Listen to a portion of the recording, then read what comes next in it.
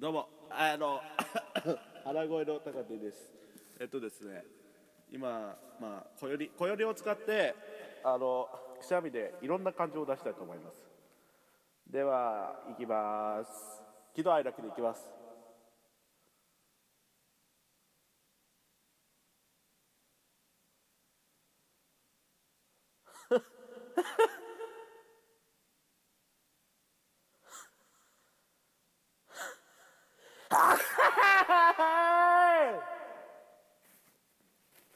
わあ、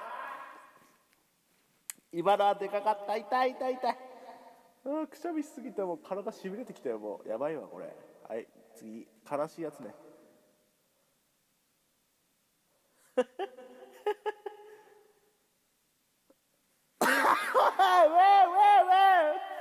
無理だ。うわはい、ちょっとね、さっきくしゃみしすぎて枠で、ワッフルの枠でちょっとくしゃみをしすぎて俺の体がしびれてきたんで、ちょっと終わります。ありがとうございました。